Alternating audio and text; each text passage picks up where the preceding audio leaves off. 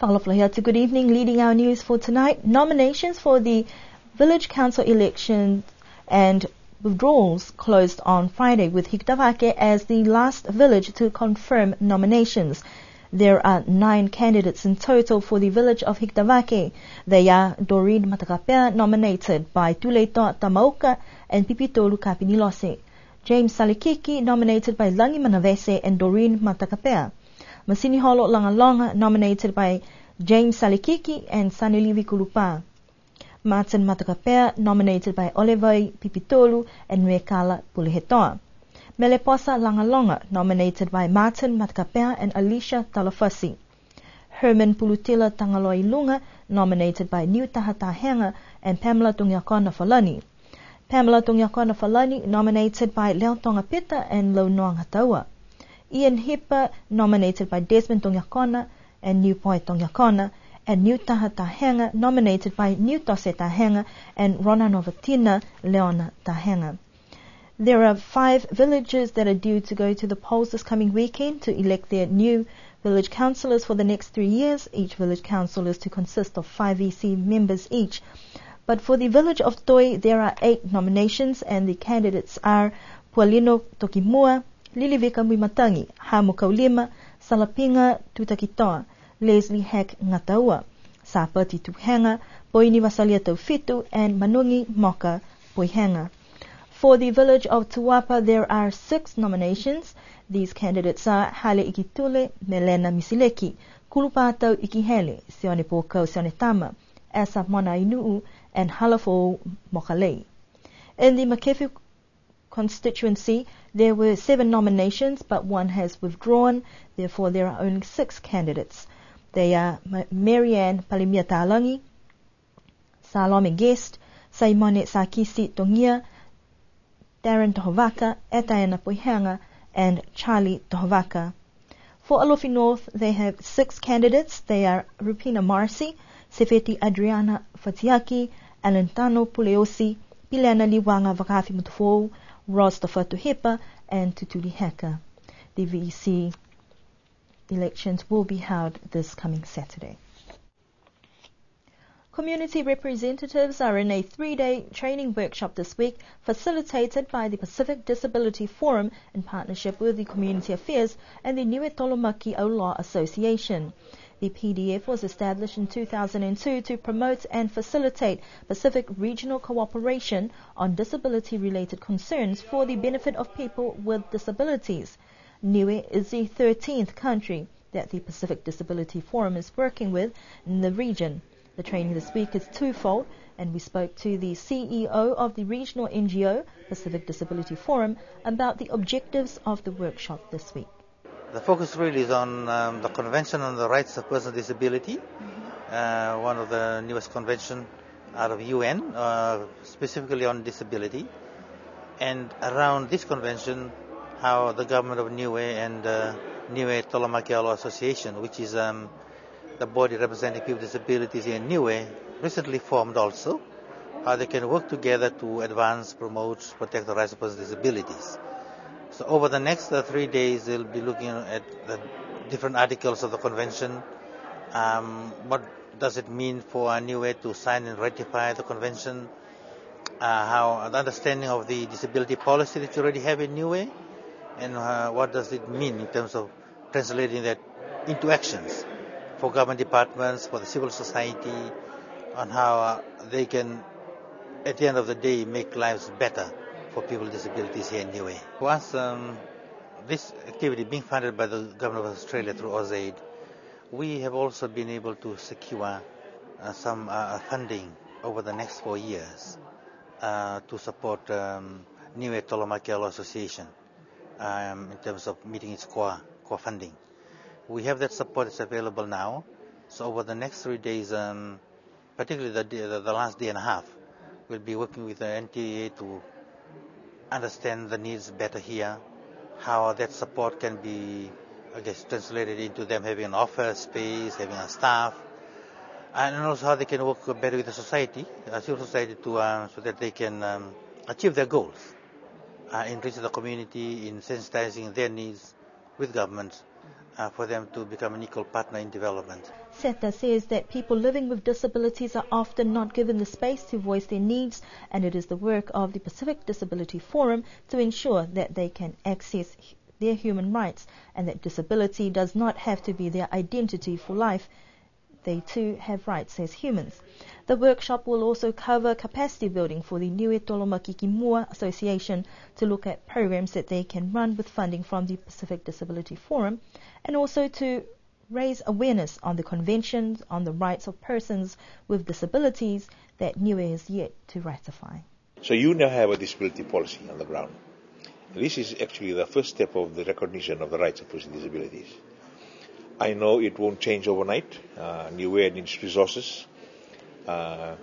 You need technical resources and expertise to assist in this work.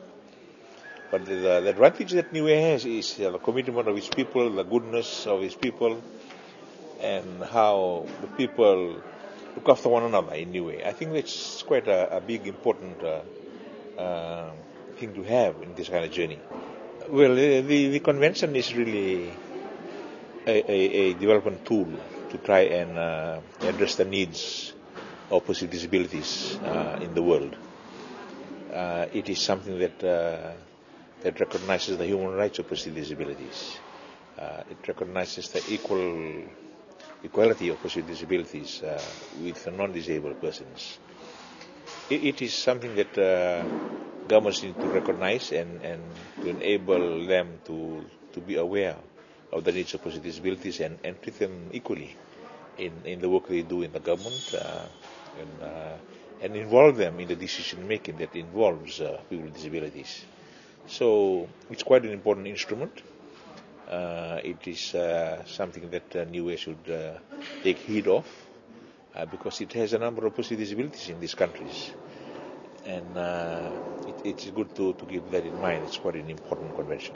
You need to get people aware of the convention, know what it is, know what it offers. And this is what we are here for people to understand that. So when they sign, they know what they are getting into. So once they sign and ratify, this is committing to an obligation in which they have to probably change legislation, probably to improve infrastructure in the schools, to increase, to enable students with disabilities to get in, the roads, the curbs on the pathways. Your health systems need to be developed. Your sports arena needs to be, be done up so it will be enable persons with disabilities to come and participate freely. All your public places need to be accessible. So these are the obligations that go with the sign and ratification. 9 countries have signed the convention, and Vanuatu, Nauru and the Cook Islands have ratified. Niue is left to commit, but Mr. Miller says that there is a lot of groundwork that needs to be done. But Niue has come a long way since work started in 2008 with the development of a disability policy. Funding and support for this training was received from the Australian Human Rights Commission and the Pacific Island Forum. Recent break-ins at the commercial centre has tenants requesting a security boost. The business central property in town is managed by the Niue Development Bank, and tenants say they have requested that security lighting be installed and locks renewed, a cry for help that has gone unheard. However, the landlord says that they have made arrangements with the Niue Police for the area to be patrolled. Thefts of a number of businesses in recent weeks, with thousands of dollars worth of merchandise stolen, has business owners frustrated with the lack of action and have some considering legal action. La Capa pulled out all the stops last Saturday, hosting yet another impressive show day despite the dwindling numbers in the village. It was a bit of a windy day, forcing some to bring out the ponchos. This year's dress code was a mixture and array of colourful floral and dye outfits, especially for the women in the village, each to their own design and fabric dyed especially for the day. The traditional coconut leaf stalls were few in numbers, but stores were scattered around the field, selling all sorts of goods. Most people opting first to have a few sweet goodies like trifles, ice cream, nane and salad drinks as a starter before looking for some real food, ranging from barbecue plates and umu food. Food was plentiful and the crowds gathered to join in the festivities despite the dry weather. A family fun day out with mini golf, platong and even the famous tasika special. But the activity much to be admired was the blindfolded basket-making competition from the ladies, considered a real talent. Youngsters turned up the heat on the stage in gold and black, starting with a Zumba exercise special.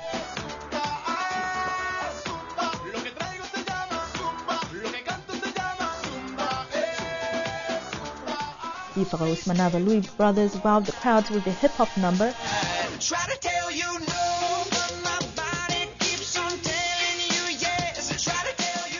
And some specially composed songs and performances prepared for the day by a variety of groups, proving weeks of late-night practices have paid off.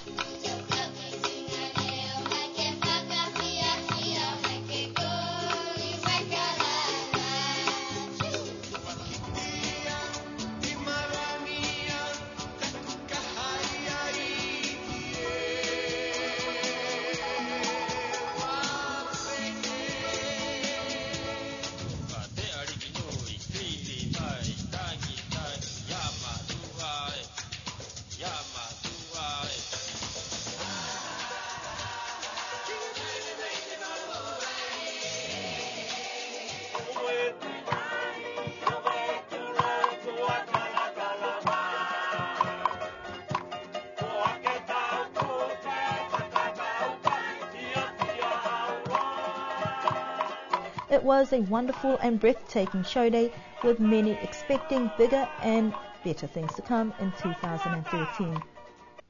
And those are our news stories for tonight. We do hope that you can join us again for our next news bulletin on Thursday.